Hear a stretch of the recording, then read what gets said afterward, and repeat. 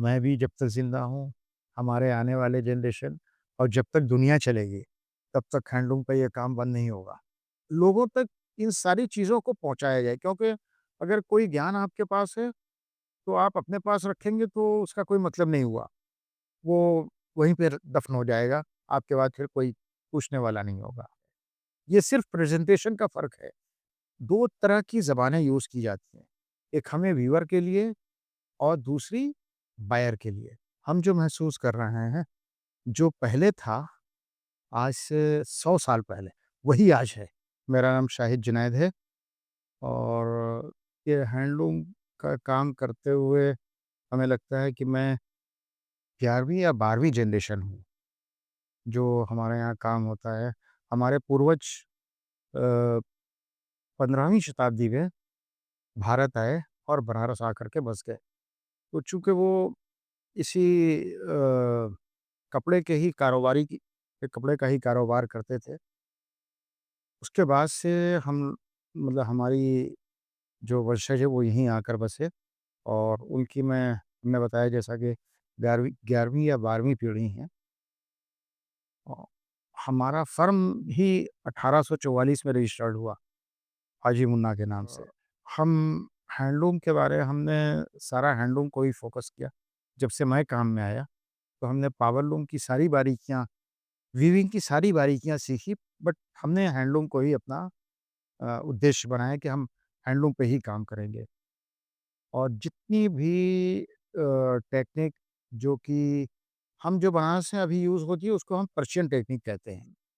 उस लिहाज से अलग-अलग तरह की वीविंग यूज़ की गई। अभी जो मौजूदा हालत में है, तो आम तौर से बनारस में 2 ही वीव चलती है, एक प्लेन वीव, एक सैटिन वीव। बट हमने उसको अलग-अलग तरीके से म्यूज़ियम से बहुत कलेक्शन किया गया, जिसमें 2 रुखा था। ऐसे कपड़े आप लोगों ने फ़िल्मों में देखे होंगे कि कोई भी जैकेट है, जिसको सीधा-सीधा पहना गया और फिर उसने उलट करके पहन लिया और वो लोग पहचान ही नहीं पाए कि कौन था, क्या कपड़ा था। तो इस तरह के कपड़े भी हम बनाते हैं और एकतारा भी जो पहले बनारस में बहुत पहले बनती थी, उसको भी हमने शुरू किया। फिर फ़ौरी का काम जो कि सच पूछा जाए तो आया तो पर्शियन से ही, लेकिन उसको अपनाया कश्मीरी लोगों ने।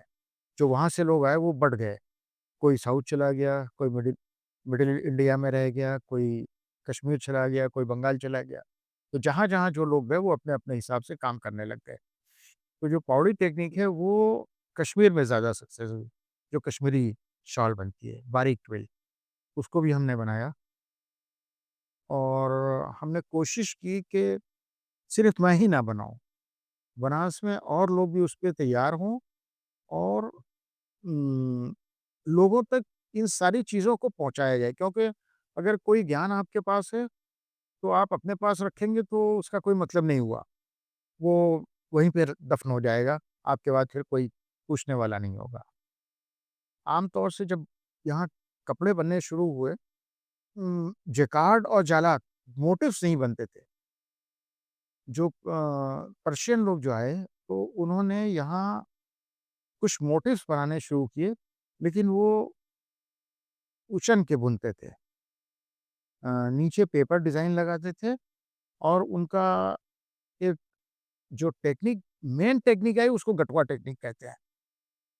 और गठवा टेक्निक वो है जिसमें 8 से लेकर के 24 कम से कम 24 इंच तक जाता है वो।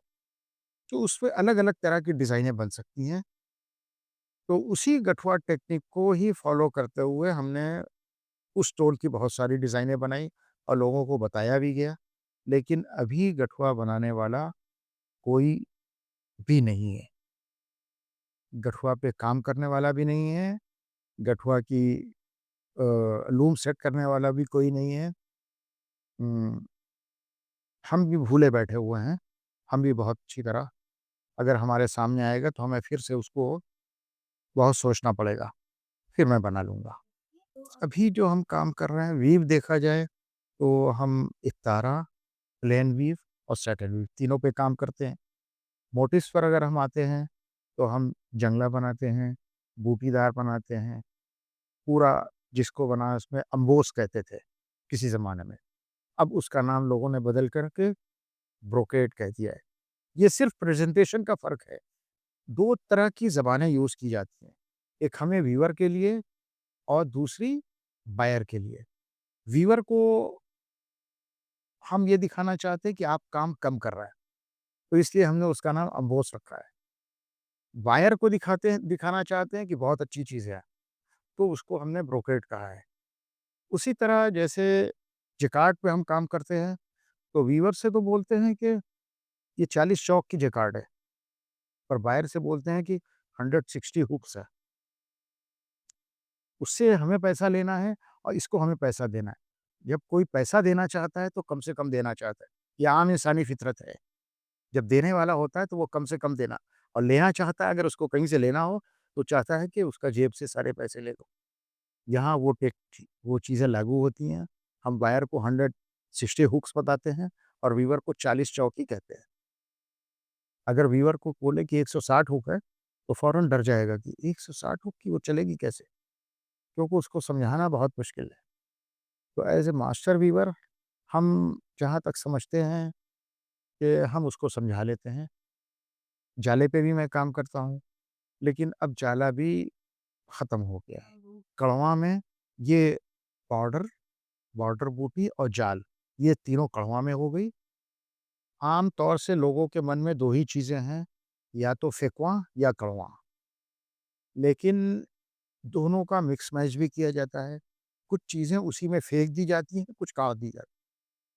पाउड़ी भी लगाई जाती है, विदाउट पाउड़ी भी की तक। हम जो महसूस कर रहे हैं, जो पहले था, आज से 100 साल पहले, वही आज है। उसमें कोई बदलाव नहीं है। जिस तरह कोई चीज़ें होती हैं कि घूम कर के आती हैं और हमेशा ही वो नई मानी जाती है। तो एवरग्रीन जो आपने कहा, तो वही चीज़ है। हम कोई नई डिज़ाइनें नहीं बनाते हैं। हमने जब से होश सँभाला, हम अपने यहाँ कोई नई डिज़ाइन भी नहीं देते। पुरानी चीज़ों का ही सुधार करके बना देते हैं। उससे बहुत सारी कमियाँ कुछ दिनों बाद बहुत कमियाँ दिखने लगती हैं, तो उसको दूर करते हैं और फिर उसको बनाते हैं। तो उस लिहाज से हमारे पास डिज़ाइनों का बहुत कलेक्शन है। हमें नहीं ज़रूरत है कि शायद हमारी आने वाली जनरेशन भी पूरी बीत जाएगी, उसको डिज़ाइन की ज़रूरत नहीं पड़ेगी। जब डिमांड आती है, तो मॉडर्न टोन के डिज़ाइनों की डिमांड आती है। ट्रेडिशनल की डिमांड जैसी है, उसी रफ़्तार से चलती है। उसमें बहुत ज़्यादा माँग नहीं होती और बहुत उसकी कमी नहीं आती, उसकी मंदी नहीं आती। जो आती है, जब डिमांड होती है, तो उसमें जैसे फिगर बहुत ज़्यादा आ गए या ज्योमेट्रिकल डिज़ाइनें आ गई या ऊट-पटांग चीज़ें जिसको हम कहते हैं कि कुछ साउथ की पकड़ ली, कुछ बंगाल की पकड़ ली, कुछ कश्मीर की पकड़ ली, कोई एक नाम उसका नहीं दे सकते हम। तो इस तरह की चीज़ें जब आती हैं, जैसे किसी दौर में ऐसा हुआ कि बनारस के घाट और गलियों के फ़ोटो जो है, उसकी पिक्चर साड़ियों पर उतारी जाने लगी। 1 साल 6 महीने खूब धूम पे चली, बस उसके बाद लोगों का मन भर गया। और जो पुरानी चीज़ें हैं ट्रेडिशनल, वो हमेशा घूम के आती जाती रहती हैं। देखिए, कारीगर को कोई चैलेंज नहीं है, सब कुछ हमें ही फेस करना पड़ता है। उसकी वजह ये है कि कारीगर तो जो काम करता है, उसके अलावा दूसरा करना ही नहीं चाहता। तो उनको कोई चीज़ भी अच्छी बना कर के उनके सामने पेश करनी पड़ती है कि ये काम करेंगे तो इससे आपको वेजेस अच्छी आएँगी। एक चीज़, दूसरी चीज़ ये है कि इसमें आपको आसान काम हो जाएगा, मेहनत ज़्यादा नहीं करनी पड़ेगी। हमें मालूम है कि बहुत मेहनत है, अगर जिस्मानी मेहनत नहीं करते थे, तो दिमागी मेहनत है। लेकिन उनको समझाने का काम मास्टर वीवर का है, तो उनको कैसे समझाएँ कि मुश्किल चीज़ें आसान हो जाएँ। व्यूअर्स जो कम हो रहे हैं, तो हम उसको वजह खुद ही मान रहे हैं। ऐसा नहीं है कि कोई ये नहीं पूछता कि क्यों कम हो रहा है? उस बीमारी का इलाज किया जाए, जब तक के पता ही नहीं लगेगा कि क्यों कम हो रहा है। तो उसकी 2 वजह है। एक तो ये है कि हम उनको काम समय से नहीं दे पा रहे हैं। जब हमारा माल नहीं बिक रहा है, तो उसमें सबको थोड़ी कुर्बानी देनी पड़ेगी। अगर सीज़न नहीं है, तो हमें अपने पास प्रोडक्ट बनवा करके रखने पड़ेंगे। हमारे बायर भी थोड़ा-सा हमें हेल्प करेंगे कि वो हमसे लेंगे। अगर हमें 15 दिन में पैसे देते हैं, वो भले 1 महीने में दे दें, लेकिन थोड़ा-सा वो भी बना करके रखें अपने पास। और वीवर की परेशानी है, वीवर कहते हैं हम तो यही बुनेंगे। उस वक़्त हम कुछ नहीं कर सकते। हमें ये कहना पड़ता है कि नहीं हम तो अब ये नहीं चलता, अब हम ये नहीं बनवाएँगे, ऐसा भी होता है। तो फिर वो रिक्शा चलाएगा, ऑटो चलाएगा या कहीं जॉब ढूँढेगा। नई जनरेशन सीख नहीं रही है, उसके पीछे भी कई वजह है। हम उस हम सारा दोष पहले अपना मानते हैं, हम किसी को दोष नहीं दे सकते।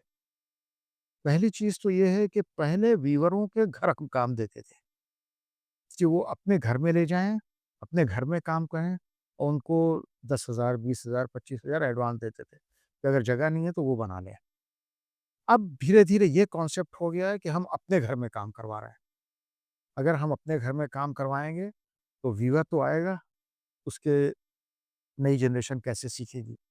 वो सीख नहीं पाएगी तो अच्छे वीवर तैयार नहीं होंगे और हम कहते हैं कि वीवर कम हो रहे हैं। जब एक जनरेशन खत्म होती जाएगी तो अपने आप कम हो जाएँगे। रहेगा। हमारा जो तजुर्बा है, तो ये कभी बंद होने वाला नहीं है। लोग कहते हैं कि हैंडलूम खत्म हो जाएगा, मैं भी जब तक ज़िंदा हूँ, हमारे आने वाले जनरेशन और जब तक दुनिया चलेगी, तब तक हैंडलूम का ये काम बंद नहीं होगा। ये ज़रूर है कि ये दूसरे हाथों में पहुँचता जाएगा, हम खरीद नहीं पाएँगे, आप खरीद नहीं पाएँगे, लेकिन कोई न कोई बंदा ऐसा पैदा होता रहेगा जो इसको सँभालता है। क्योंकि हमने उस टाइम में देखा है, साड़ियाँ खरीदते हुए जिन्होंने शादी नहीं की, जिनके घर में ज़रूरत नहीं है, उन्होंने अपना वार्डरोब ले जा कर के हमें दिखाया कि देखिए, ये पड़ी हुई है, हम ऐसे ही खरीदते हैं। तो उस तरह के लोग हैं थे और अभी भी हैं और आने वाले वक़्तों में भी आएँगे। मतलब मैं तो नाम के साथ बता सकता हूँ कौन-कौन लोग थे और लोग जानते हैं। तो इसलिए हम हैंडलूम के से मोहब्बत करने वाले बहुत लोग हैं। तो हमें नहीं लगता कि आने वाले वक़्त में लोग यही कह अब तो ना तो कारीगर रहेगा, कारीगर भी रहेगा, मास्टर वीवर भी रहेगा और इसको लेने वाले भी रहेंगे।